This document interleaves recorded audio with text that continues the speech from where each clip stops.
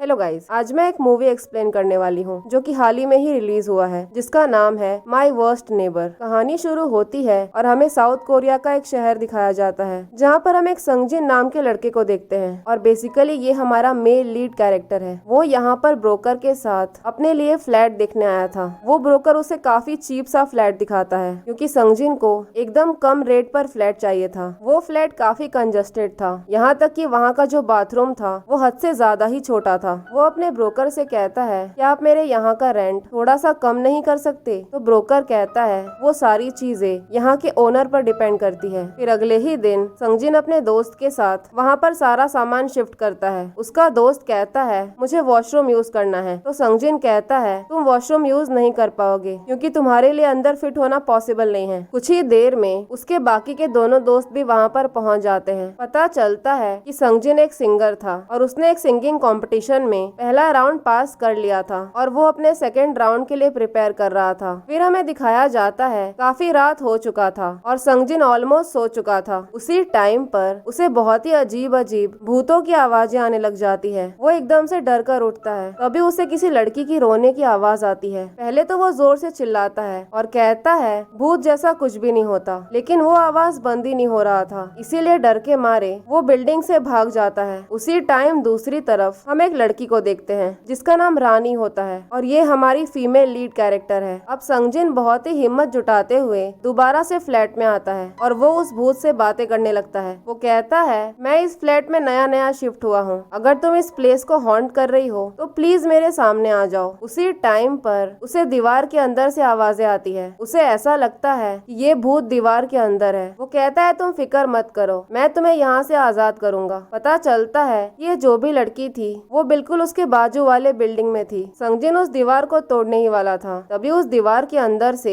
एक अजीब सी लड़की बाहर आती है जो एकदम भूत की तरह दिख रही थी। पहले तो वो डर के मारे बेहोश हो जाता है। फिर वो कहता है काफी अंधेरा हो गया है, मैं तुम्हें कल सुबह आजाद करूंगा। वो रात भर बैठे बैठे वहीं पर सो गया था। जैसे ही सुबह होती है वो हिम्मत जुटाते हुए दीवार को तोड़ने के लिए जाता है, लेकिन उसी टाइम पर दीवार के उस तरफ से किसी लड़की के चिल्लाने की आवाज आती है। वो कहता है तुम कौन हो, क्या तुम भूत हो? वो लड़की कहती है मुझे पता था, तुम एक बहुत बड़े इडियट हो। फिर वो लड़की कहती है तुम्हें कोई गलत फहमी हो गई है, मैं कोई भूत नहीं हूँ बल्कि मैं तुम्हारी नेबर हूँ, इसीलिए तुम थोड़ा सा धीरे बोलो क्योंकि यहाँ के वॉल्स कुछ ज्यादा ही पतले हैं। तो संगजिन कहता है अगर तुम एक इंसान हो तो तुम मेरे साथ ये सब क्यों कर रही थी? तो रानी बताती है यहाँ के वॉल्स कुछ ज्यादा ही पतले हैं और अगर हमने अपने ओनर को कंप्लेन किया तो कुछ फायदा नहीं होगा। हम दोनों डिफरेंट बिल्डिंग्स में रहते हैं और दोनों बिल्डिंग के अलग अलग ओनर्स हैं और दोनों ओनर्स एक दूसरे से नफरत करते हैं, इसीलिए वो इस वॉल को कभी भी ठीक नहीं करेंगे। तो संगजिन कहता है फिर मुझे भूतों की आवाज क्यों आ रही थी? तो रानी कहती है वो सारा आवाज मैं जानबूझकर कर रही थी ताकि तुम यहाँ से भाग जाओ क्योंकि मुझे कोई डिस्टर्बेंस नहीं चाहिए। संगजिन कहता है तुम एक साइकोपैथ हो। तो रानी कहती है तुम भी एक पागल इंसान हो। तुमने वो रूम देखा है? उसका वॉशरूम कितना छोटा है, तुम वहाँ पर कैसे रह सकते हो? तो संगजिन कहता है तुम्हें किसने बोला कि यहाँ का बाथरूम छोटा है? यहाँ के बाथरूम में बहुत स्पेस है और वैसे भी मुझे मेरे ब्रोकर ने कहा था मैं यहाँ पर जितना चाहे उतना आवाज कर सकता हूँ। तो रानी कहती है हम दोनों वॉल के थ्रू बात कर रहे हैं, तुम श्योर हो क्या कि तुम इस चीज को हैंडल कर सकते हो? संगजिन कहता है हम लोग बेकारी झगड़ा कर रहे हैं, हमें कुछ चीजों पर कॉम्प्रोमाइज करना होगा, हम दोनों अपना काम टर्न में कर सकते हैं। रानी कहती है क्या फायदा इन चीजों का, जब तुम बाथरूम में कुछ करते रहते हो तो मुझे यहाँ तक आवाज आती है। अब संगजिन को बहुत गुस्सा आ गया था। वो जानबूझकर बहुत आवाज करने लगता है ताकि रानी मजबूर हो जाए सारी चीजों को टर्न में करने के लिए, लेकिन रानी भी पीछे नहीं हटती। वो भी जानबूझकर बहुत आवाज करने लगती है। देखते ही देखते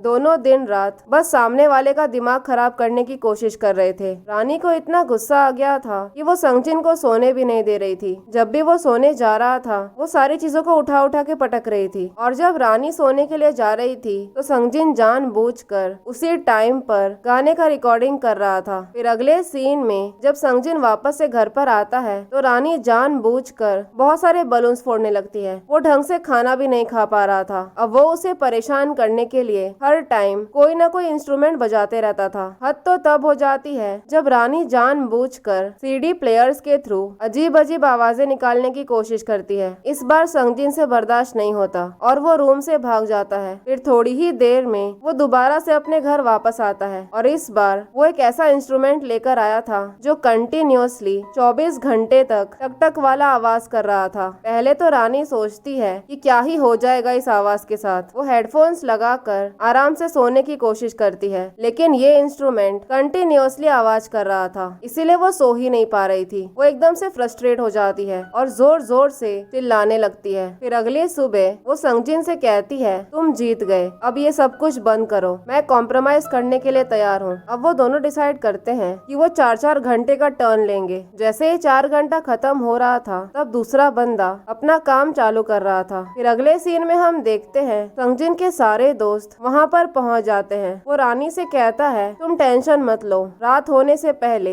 मैं इन लोगों को यहाँ से भेज दूंगा। वो अपने फ्रेंड जीवू से कहता है, तुम इन दोनों को लेकर यहाँ पर क्यों आए हो? तुम्हें पता है ना, मुझे यहाँ पर सारा कुछ टर्न में करना पड़ रहा है, इसीलिए मिडनाइट होने से पहले तुम इनको यहाँ से लेकर निकल जाना। वो सब लोग बहुत ड्रंक हो गए थे और बहुत आवाज कर रहे थे। इन सब चीजों की वजह से रानी बहुत फ्रस्ट्रेट हो गई थी। संगजिन उन लोगों को मिडनाइट होने से पहले वहाँ से जाने के लिए बोलता है, लेकिन वो लोग सुनते ही नहीं। अगले दिन जैसे ही संगजिन उठता है तो उसको बहुत हेडेक हो रहा था। रानी कहती है, तुम्हें हेडेक तो होगा ही, तुम्हारे सारे दोस्तों के पास स्टडी जॉब है, लेकिन तुम्हारे पास नहीं है। तभी संगजिन को याद आता है जब पिछले रात वो लोग बहुत ड्रंक हो गए थे, तब वो बहुत चिल्ला रहे थे। उसी टाइम पर रानी जोर से चिल्लाई थी और उसके चिल्लाने की आवाज उसके दोस्तों ने भी सुन ली थी। उस टाइम पर उसके दोस्तों ने पूछा था कि यहाँ पर एक लड़की है, तो संगजिन ने कहा था कि वो लड़की नहीं है बल्कि वो एक भूत है। और उसके बाद उसके सारे दोस्तों ने उसे भूत समझकर उसके सामने प्रेयर किया था। संगजिन समझ गया था कि रानी भड़की हुई है। फिर अगले सीन में वो जियू के पास आया हुआ था। जियू उससे कहता है, तुम टेंशन मत लो, तुम जाकर उसे सॉरी बोल दो, वो पक्का तुम्हें माफ कर देगी। फिर वो घर आकर रानी से सॉरी बोलता है और कहता है, 2 दिनों के बाद मेरा ऑडिशन है, इसीलिए आज और कल हम स्केड्यूल के हिसाब से करेंगे और उसके बाद तुम पूरा 2 दिन ले सकती हो, जिसके लिए रानी भी मान जाती है। फिर हमें फ्लैशबैक का सीन दिखाया जाता है। जब ड्रंक होकर सब लोग हल्ला कर रहे थे तब रानी सब कुछ सुन रही थी। उस टाइम पर संगजिन ने कहा था कि इन चारों का पहले एक बैंड हुआ करता था, लेकिन वो बैंड सक्सेसफुल नहीं हुआ और उसे हमेशा से अकेले गाना गाना था, इसीलिए वो अकेले ही मेहनत कर रहा था ताकि वो अपने दोस्तों के लिए जीत सके, और इसी वजह से उसने कभी भी सिंगिंग पर गिव अप नहीं किया। फिर अगले सीन में जब रानी काम कर रही होती है तब उसके पैर में चोट लग जाता है और ये आवाज संगजिन ने भी सुन लिया था। वो रानी से कहता है, तुम ठीक तो हो ना? अगर तुम्हें किसी भी चीज की जरूरत होगी तो तुम मुझे बताना। फिर अगले सीन में संगजिन और उसके सारे दोस्त किसी फ्रेंड के मैरिज पार्टी में आए हुए थे। तभी वहाँ पर एक हेजी नाम की लड़की आती है। पता चलता है कि वो संगजिन की एक्स थी। वो संगजिन से कहती है कि वो शादी कर रही है। संगजिन दिखाता नहीं है, लेकिन उसे बहुत बुरा लग रहा था। फिर जब वो अपने घर आता है तो वो गाना गाने लग जाता है। रानी उससे पूछती है, तुम प्रैक्टिस कर रहे हो या फिर ड्रंक हो? तो संगजिन कहता है, मैं अपने मेंटल स्टेट पर वर्क कर रहा हूँ। तो रानी पूछती है, तुम्हारा ब्रेकअप हुआ है क्या? वो बताता है, काफी टाइम पहले ही ब्रेकअप हो गया था और अब वो बहुत ही अमीर लड़के से शादी कर रही है। तो रानी कहती है, तुम एक लूजर की तरह बात कर रहे हो। तो संगजिन कहता है, तुम सही बोल रही हो, मैं एक लूजर ही हूँ। मैं 31 ईयर्स का हूँ और मेरे पास एक सूट तक नहीं है। तो रानी कहती है, तुम ये बात भूल क्यों रहे हो कि तुम एक सिंगर हो? अगर तुम खुद को सिंगर नहीं समझते हो, इसका मतलब यही है कि तुम दिल से गाना नहीं गाते। तुम जो भी करते हो तुम्हें उसके लिए प्राउड होना चाहिए। संगजिन कहता है, मैं प्राउड हूँ, लेकिन मैं बहुत ज्यादा कंफ्यूज हो रहा हूँ और मेरा 0 प्रोग्रेस हो रहा है। तो रानी कहती है, ऐसा नहीं है कि तुम्हारा 0 प्रोग्रेस हो रहा है, तुम चीजों को ध्यान से और प्यार से देखो, तब जाकर तुम प्रोग्रेस करोगे। अब जब वो गाना गाने लग जाता है तो इस बार रानी भी उसका म्यूजिक एंजॉय कर रही थी। फिर हमें उसके ऑडिशन का सीन दिखाया जाता है, जहाँ पर वो ऑडिशन के 3rd राउंड में सिलेक्ट हो जाता है। दूसरी तरफ हम रानी को देखते हैं, जिसे कोई लेटर आया हुआ था और लेटर देखकर वो बहुत डिप्रेस्ड हो जाती है। फिर थोड़ी ही देर में संगजिन अपने घर आता है। वो बहुत ही खुशी से रानी को बताता है कि उसका 3rd राउंड में सिलेक्शन हो गया है। वो उससे कहता है, मैं तुम्हें आज रात डिनर पर लेकर जाना चाहता हूँ। तुम्ही ने मुझसे कहा था चीजों को ध्यान से और प्यार से देखो, और तुम्हारे बातों की वजह से मेरा सिलेक्शन हो गया। फिर रानी उससे कहती है, मैं तुम्हारे साथ डिनर पर नहीं जा पाऊंगी, आज का दिन मेरे लिए ठीक नहीं है। अब इसीलिए वो दोनों वहीं पर आजू बाजू बैठकर ड्रिंक करने लग जाते हैं। अगले दिन वो संगजिन से कहती है, आज का पूरा दिन तुम यूज कर सकते हो, मुझे किसी काम से बाहर जाना है। फिर अगले सीन में हम देखते हैं वो किसी मीटिंग में आई हुई थी। वहाँ पर जो आदमी बैठा था वो उसके पहले के कंपनी का बॉस था। वो जज को बताता है कि रानी ने ये डिजाइन जब वो मेरी कंपनी में काम कर रही थी तब बनाया था, इसीलिए ये डिजाइन हमारी कंपनी की प्रॉपर्टी है। अब क्योंकि उसने बहुत मेहनत की है इसीलिए मैं उसको 30% देने के लिए तैयार हूँ। रानी कहती है मैंने वहाँ पर काम जरूर किया था लेकिन इस डिजाइन पर मैंने पर्सनली वर्क किया है और ये डिजाइन पूरा का पूरा मेरा है। मैंने कंपनी को अलाउ कर दिया था ताकि वो इस डिजाइन को यूज कर सके, लेकिन मैंने इन लोगों को उस डिजाइन का कोई भी राइट्स नहीं दिया है। जज उससे पूछती है तुम्हें कितने रेशियो में ये प्रॉपर्टी चाहिए, तो रानी कहती है 50-50 अप्रोप्रिएट रहेगा। अब क्योंकि मैंने उस कंपनी के लिए काम किया है इसीलिए मैं 50% देने को तैयार हूँ। सामने वाला इंसान भी इसके लिए मान जाता है। वो जैसे ही वहाँ से बाहर आती है तो उसका प्रीवियस बॉस बोलने लग जाता है कि वो सिंपैथी के लिए पैनिक अटैक्स का नाटक करती है। ये सुनकर रानी वहाँ पर पहुँच जाती है। वो उस आदमी से कहती है मुझे दूर से कचरे की स्मेल आ रही थी इसीलिए मैं तुम्हारे पास पहुँच गई। अब उसी कंपनी का ओनर जिसका नाम वॉन्चेंग था वो मीडिया में जाकर उल्टा सीधा कुछ कुछ बोलने लग जाता है। अब रानी ये सारी बातें संगजिन को बता देती है। संगजिन कहता है उसे एक बार मारने से काम नहीं चलेगा, हमें उसे सबक सिखाना होगा। अब अगले दिन से संगजिन और उसके सारे दोस्त वॉन्चेंग का पीछा करने लग जाते हैं। वो पीछा करते करते उसके जिम में पहुंच गए थे और मौका पाकर वो उसके प्रोटीन शेक में कुछ मिला देते हैं। अब वो जैसे उस प्रोटीन शेक को पीता है तो उसका पेट खराब हो जाता है और उसके पेट से बहुत ही अजीब अजीब सी आवाजें आ रही थी और वो सारा कुछ वहीं पर कर देता है। वहाँ के जितने भी लोग थे वो सब लोग उसका वीडियो बनाने लगते हैं। दूसरी तरफ रानी की बहन आकर उससे बताती है तुमने अपने प्रीवियस बॉस वॉन्चेंग की वीडियो देखी क्या? वो वीडियो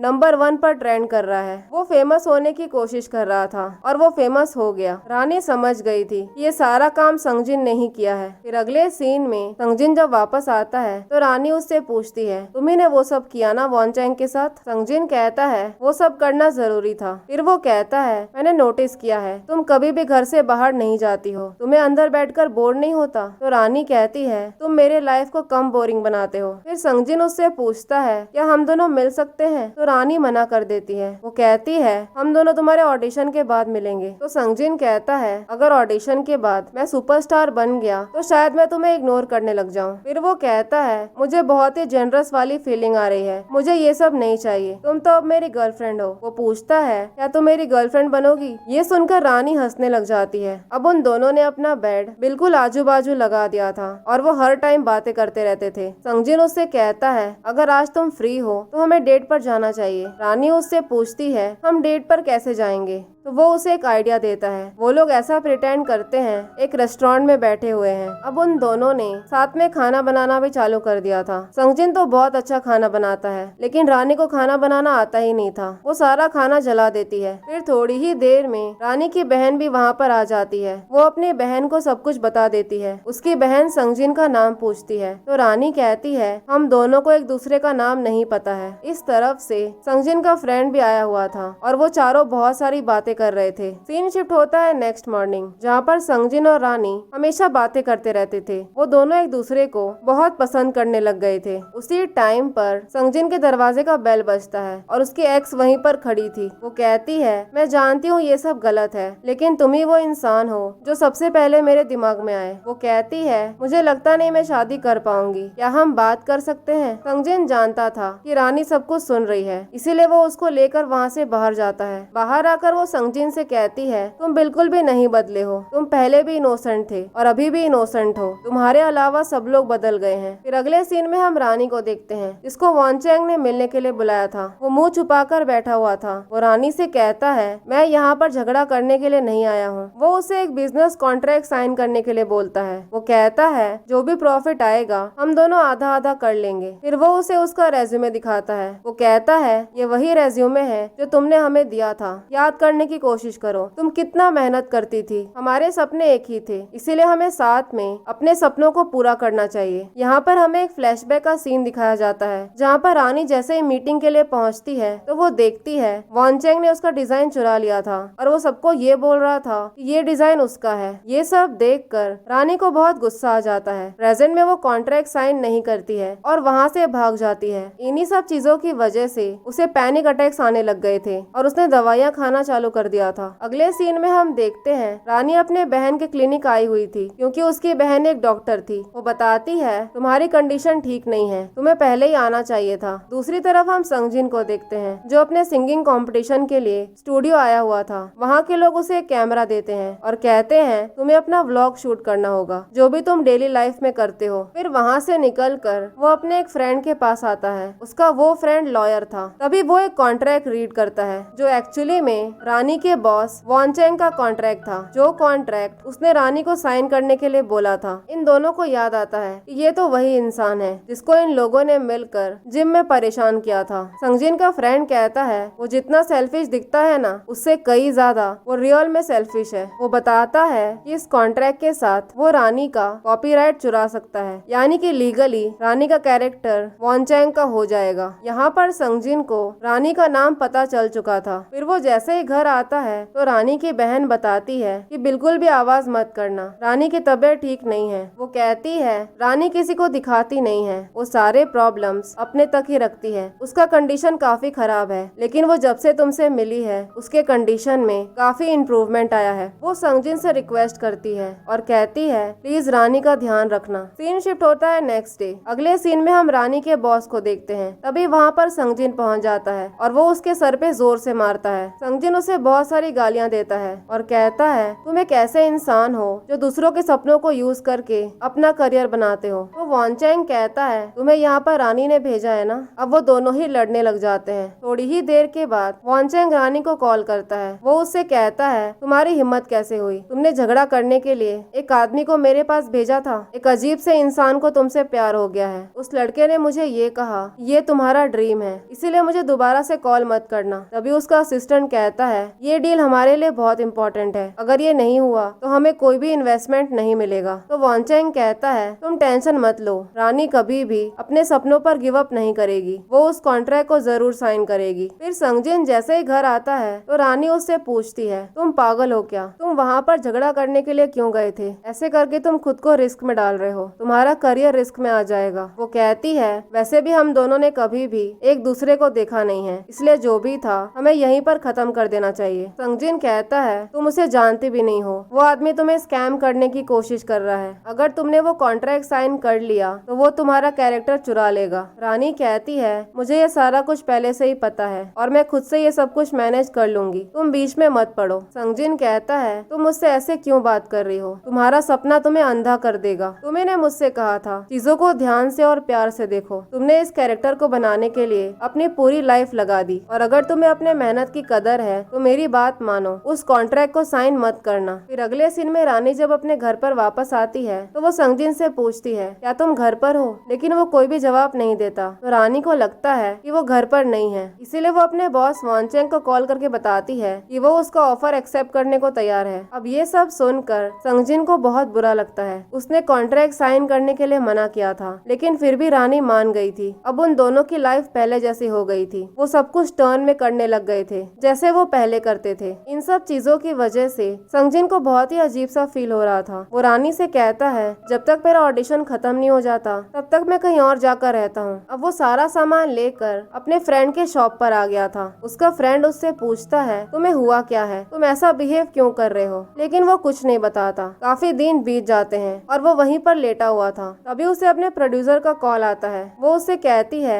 हमें हमारा कैमरा वापस चाहिए। अब वो कैमरा लेने के लिए अपने घर वापस नहीं जाता बल्कि अपने फ्रेंड को भेजता है। रानी को लगता है कि संगजिन आया होगा, इसीलिए वो उसको आवाज लगाती है, लेकिन बाद में पता चलता है कि संगजिन का फ्रेंड आया हुआ था। फिर अगले सीन में जब संगजिन अपने ऑडिशन के लिए बैठा हुआ था तभी उसकी प्रोड्यूसर उसे वही कैमरा ला कर देती है और कहती है शायद इस कैमरा में तुम्हारा कोई वीडियो रह गया है। इस तरफ हम रानी को देखते हैं जो वॉन चैंग से मिलने के लिए आई थी। वो उससे कहती है तुम्हें किसी भी इंसान की कदर नहीं है, तुम्हें बस पैसों से मतलब है। वो उसके लिए वही कैरेक्टर लेकर आई थी जो उसने बनाया था। वॉन चैंग जैसे उस बॉक्स को खोलता है तो उसके अंदर उसका कैरेक्टर नहीं था, बल्कि उसने वॉन चैंग का ही एक कार्टून कैरेक्टर बना दिया था जब उसके साथ वो जिम वाला इंसिडेंट हो गया था। वो कहता है तुमने जो भी मेरे साथ किया है तुम ये रिग्रेट करोगी। तो रानी हंसते हुए उस कॉन्ट्रैक्ट को फाड़ देती है। इस तरफ संगजिन अपने ऑडिशन का गाना स्टार्ट करता है। तभी यहाँ पर हमें एक सीन दिखाया जाता है। जब संगजिन का फ्रेंड वो कैमरा लेने के लिए आया था